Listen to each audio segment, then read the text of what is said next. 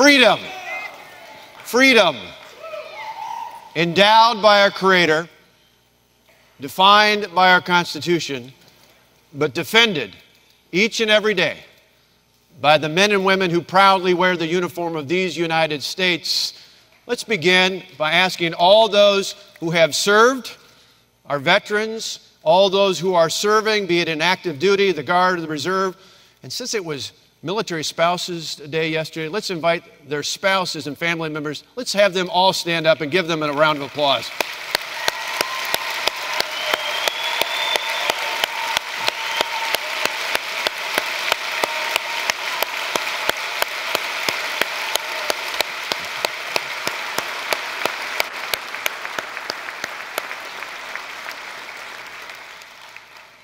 Thank you to each and every one of you. We're going to talk about freedom today. And I know you love your country. It's why you serve. We love this great country we call America. Thank you for making it possible for us to have events like this.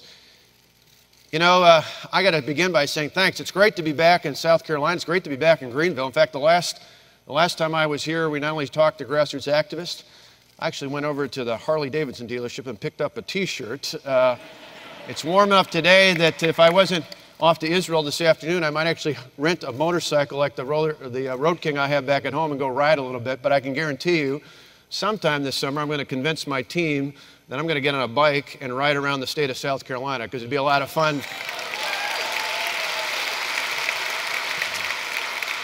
And looking at this crowd, thank you for coming out here today, but thank you, because I know many of you helped us just a few years ago when we faced quite a battle just up the way in Wisconsin.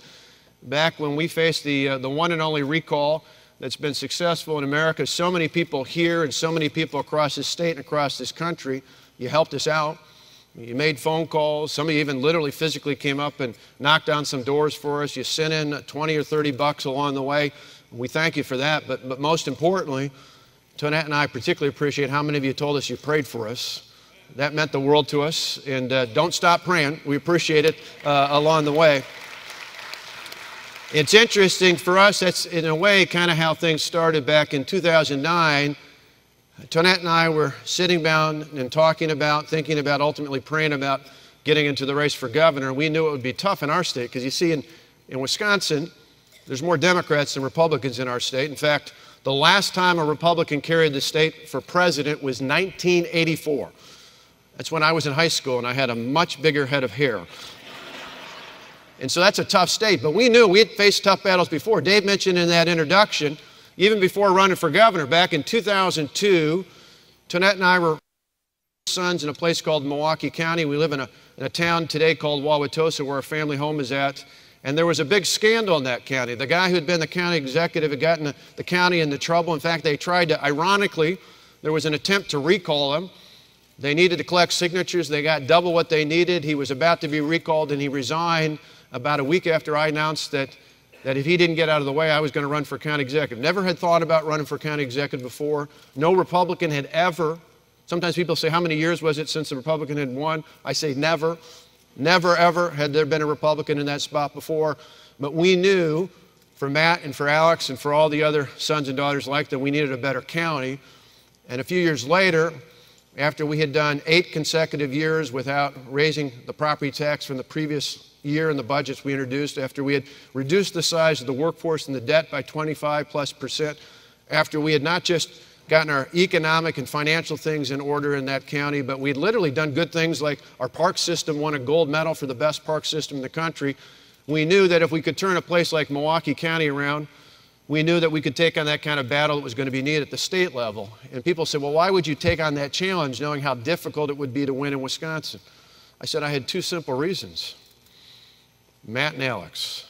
Those are our 2 boys. And for Tonette and I as parents, we said it was unacceptable to think that our sons would grow up in a state that wasn't as great as the state that we grew up in. And so we got in that election, we won the battle, and then shortly after we took office in January of 2011, you may have heard about it, but we did some pretty big things. And at one point, we had more than 100,000 protesters in and around our capital. And we had not just threats, we had death threats against me and my family. My kids were targeted on Facebook. My parents even got grief at our home in Wauwatosa. But you know, throughout it all that did, their intent there was to intimidate us. That's what they do. They try to intimidate at the federal, at the state, even at the local level. But instead, we knew it reminded us to refocus on why we got elected in the first place, to think more about the next generation than just about the next election. And the great thing was it worked. It worked.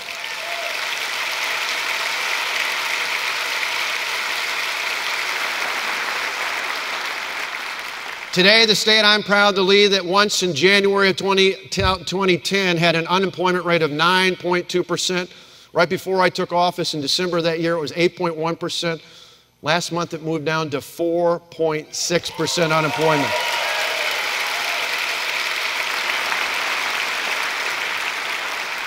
A state that when we took office was ranked, every year there's these rankings of the best and the worst states to do business in.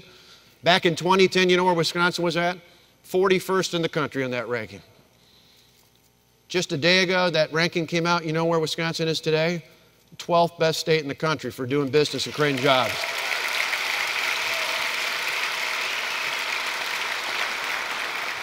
When we came in, we inherited a $3.6 billion budget deficit. Every year I've been in office, we've had a surplus. At the end of the budget we're debating right now, for our next 2 years in my state, we will end with a structural surplus of $499 million, nearly $500 million in the structural side of things.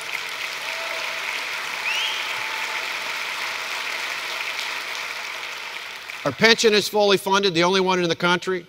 Our bond rating is strong. Our rainy day fund's 165 times bigger than we took office. But it was more than just economic and fiscal issues. I'm proud to say in our state, we took on other big challenges as well. We took on regulations and litigation. We made it sane again so that we enforce common sense, not just bureaucratic red tape. We took on things like now we've defunded in our first budget Planned Parenthood and passed pro-life legislation.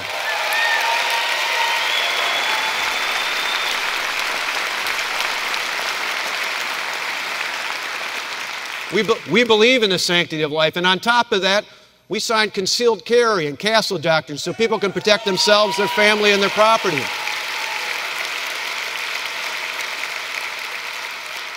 Something you all can appreciate here, but we are now, who would think, in the Midwest, we'd be the 25th state in the country to have the right to work, the freedom to work where you want, regardless of a labor union or not.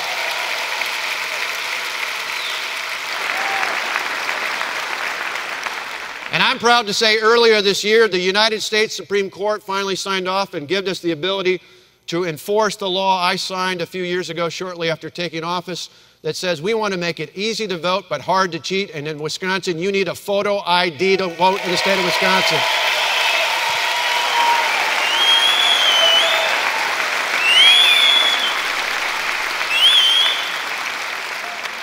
And so the reason I tell you that all here today is not to brag, well, not much, but rather to tell you that if all those common sense conservative reforms can happen in a state that hasn't voted for a Republican for president since 1984, I got to tell you, in America, if we have leadership that's willing to go big and go bold in Washington, we can make America great again.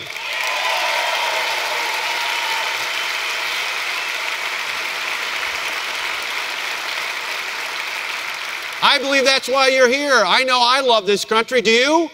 Yeah. And we love it not just for ourselves, we love it for our children and our grandchildren and future generations. So let me tell you 3 quick ways why I think it's important for us to chart out a new path for leadership in this country. First off, when it comes to growth, we need to be talking about growth, not just about austerity. I'm all about balanced budgets. I've done it many times in the past. And we've got to deal with the debt and deficits in this country, but we got to do it first and foremost by talking about growth. And there is a stark contrast out there. The president and people like Hillary Clinton, when they talk about growth, they're talking about growing the economy in Washington. Think about it. Last year alone, reports showed that 6 of the top 10 wealthiest counties in America, you know where they're at? In and around Washington, D.C. Well, I got news for them. The majority of us across America, we understand that we create jobs. We create jobs out in the cities and towns and villages across this country, that people create jobs, not the government. It's about time to get the government out of the way and start creating more of those jobs.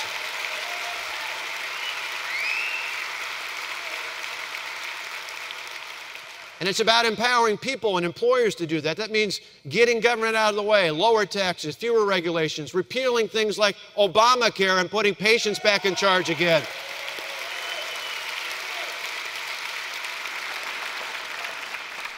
Using all the abundance of what God has given us for energy here in this country and in this continent, instead of relying on places around the world that hate us. All those things are about growing the economy. Now I get a kick out of this. In my state, I'm proud to say we've cut the tax burden on the hardworking people of our state by some $2 billion over the past couple of years. In fact, property taxes today in my state are lower today than they were 4 years ago. What governor can say that across America, right? But sometimes I get people that say, well, why are you so obsessed with cutting taxes? And I say it's simple. It's simple. My wife, Toinette, is here with me tonight, or today, I should say, and some 22 years ago, in 1993, we were married, and we just celebrated back on February 6th our wedding anniversary. And I remember not long after we were first married, I went out and committed a really bad act. I went to Kohl's department stores near our house, and I bought something for the price it was marked at. Big mistake. Big mistake. And Tonette said to me, you can never go back to Kohl's until you learn how to shop there. So now I know over the years that if I'm going to buy a shirt that was $29.99, I go to the rack that says now $19.99, and I go and get the Sunday insert out with the little scratch-off thing that gets me another 15 or 20%. Or maybe I remember to get the flyer out that we got mailed at our house that gets 15 or 20, or man, if we're really lucky, 30% off, right? That's golden. And then we go up to the cash register, and Tonette usually is with, and she'll reach into her purse and pull out some of that Kohl's cash. And next thing you know, when they ring it up, they're paying us to buy the shirt, right? Right?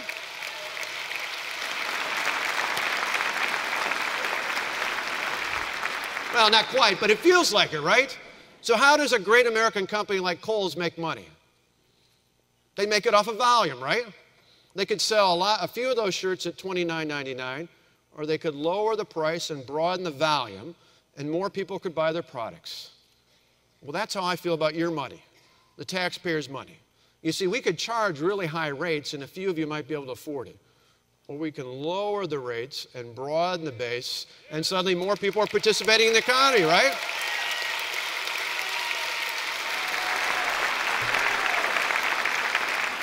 See, I call that the Kohl's curve. I was just talking to my friend Art Laffer yesterday, and if you know about President Reagan, you know Art was a good advisor for President Reagan. They used to call it the Laffer curve. I said, Art, I love you, but I call it the Kohl's curve now. That's really what it is. It's the Kohl's curve. So first, we got to talk more about growth in this country. Secondly, we need to talk more about reform. We need leadership when it comes to reform. This president and people like Hillary Clinton tend to measure success in government by how many people are dependent on the government. Food stamps, unemployment, Medicaid, you name it. We success by just the opposite, by how many people are no longer dependent on the government.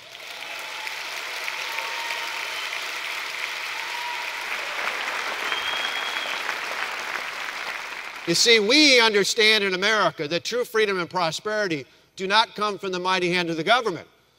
They come from empowering people to live their own lives and control their own destinies through the dignity that is born of work, that is born of work. You know, Dave in the introduction talked about the small town I was raised in called Delavan. My first job, I remember, was washing dishes at the Countryside restaurant. I moved up to high school to the big time. I started flipping hamburgers at McDonald's. In fact, Paul Ryan grew up about 20 miles down the road from me. He was flipping burgers in Janesville while I was flipping them in Delavan. The only difference is true. The only difference is Paul's manager actually told him he had to flip hamburgers in the back because he didn't have the interpersonal skills to work the front cash register. You can kid about that. But I think about growing up in Delavan. My dad was a preacher at the First Baptist Church. My mom was a part-time secretary, did some books in town for one of the great clothing stores, and she raised my brother and I. My grandparents, my mom's parents, were farmers who raised my mother at a farm that didn't have indoor plumbing until she went off to junior high school. My dad's dad was a machinist for 42 years at Barbara Coleman, just over the state line in Rockford. When my brother and I look back on our lives as young kids, we really realized that From our family, we didn't inherit fame or fortune. What we inherited was the belief that if you work hard and you play by the rules, you can do and be anything you want. That's the American dream.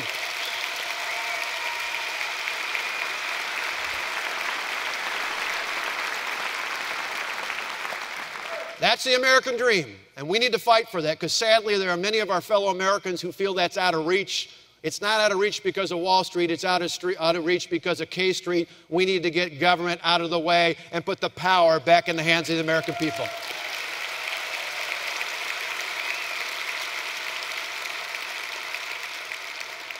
And finally, I just want to spend a couple moments talking about the third thing I think is important, and that is safety. Somebody say safety. Is that fire and police? So that's important to the local level. But safety to me is what some may call in Washington national security. I call it safety. In a few hours, Tonette and I are going to head off to Israel to meet with folks, including the Prime Minister and others, to talk about the risks that they have. But when I look at not just Israel, I look at that region in the world, I call it safety, because you see, when I watch a Jordanian pilot being burned alive in a cage, when I see Christians from Egypt and elsewhere around the world shot or beheaded just because of their faith, that's something I feel right here. You feel in your heart and your soul. You don't read about. National security is something you read about in the newspaper. Safety is something you feel. And you start to worry. It's not just about somewhere else around the world. It's something that can happen anywhere. In France, in Belgium, in Canada, in Texas. It can happen anywhere in the world.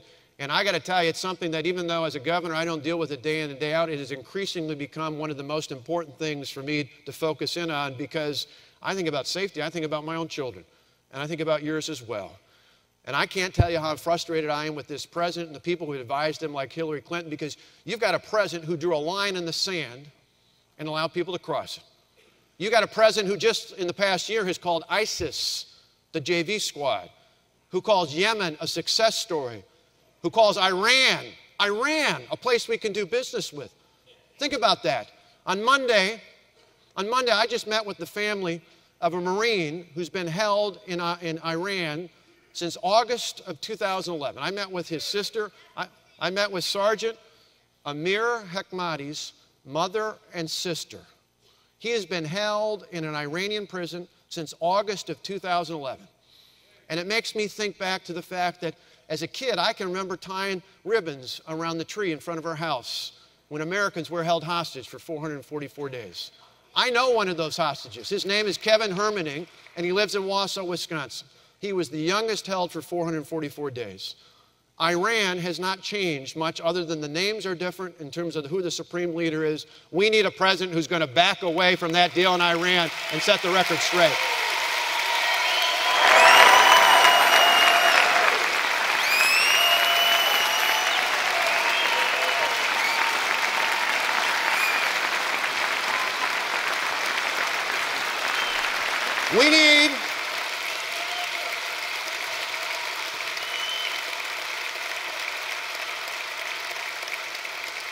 We need a commander-in-chief who will once and for all call it what it is, and that is that radical Islamic terrorism is a threat to us all.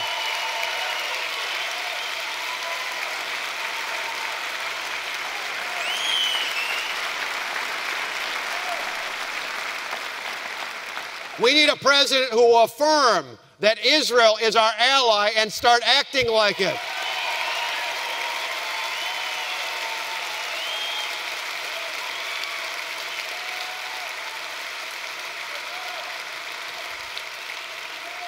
And we need a leader in America who will have the courage to look the American people in the eye and tell them what might not be easy to say. And that is, this will not take a day, it might not take a week, it might not take a month or even a year. But I got to tell you, it's not a matter of if another attempt is made on American soil. It is when another attempt is made on American soil. And on behalf of your children and mine, I want a leader who's willing to take the fight to them before they take the fight to us.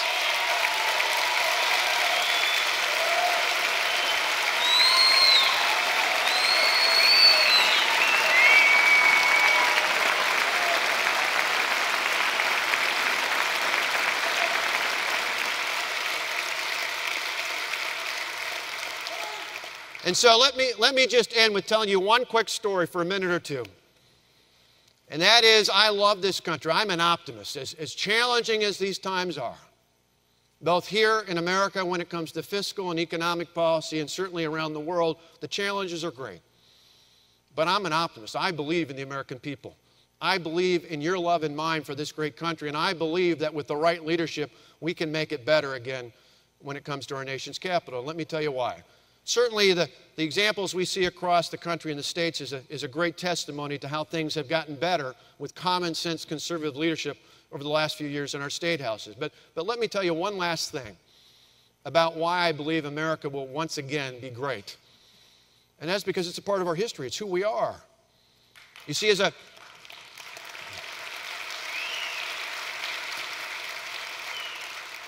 kid growing up in that small town of Delavan, I got to tell you, maybe I was a little geeky, but I loved history so much, I thought of our founders like superheroes, bigger than life. And so years ago, when I was young, we never had a chance to go to Philadelphia, but a few years back when Tonette and I got the chance to go to Philadelphia for the first time, I got to tell you, I was all pumped up. Because I got up early in the morning, I went out with the National Park Service, we went over and saw the Liberty Bell, and then we went to Independence Hall. And I thought, here it is, the place where they did that incredible work. I was ready to be blown away. So early on that morning in Philadelphia, we get out, we go into Independence Hall. If any of you have ever been there, you know it's smaller than the stage. It's about the corner of the stage right here where that all happened. And I got out as the sun was rising, and I looked at the desk, and I looked at the chairs, and it dawned on me. These were ordinary people. These were ordinary people who did something quite extraordinary. You see, they didn't just risk their political careers. These were people who didn't just risk their business ventures. These were patriots who literally risked their lives for the freedoms we hold dear today.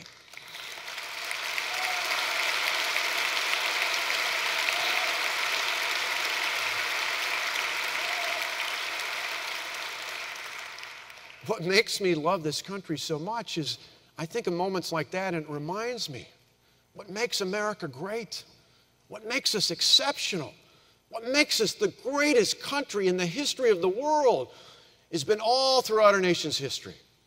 In times of crisis, be it economic or fiscal, be it military or spiritual, what has made America amazing has been all throughout those times. There have been men and women of courage who've been willing to think more about the future of their children and their grandchildren than they thought about their own futures. Ladies and gentlemen, let me tell you here once and for all, this is one of those times. This is one of those moments in American history. This is the time when we can look back and tell future generations, we were there. We heeded the call. We did what was required to make America great again. Thank you for being here. Thank you for being a part of that movement. God bless you, and let's go forward making America great again.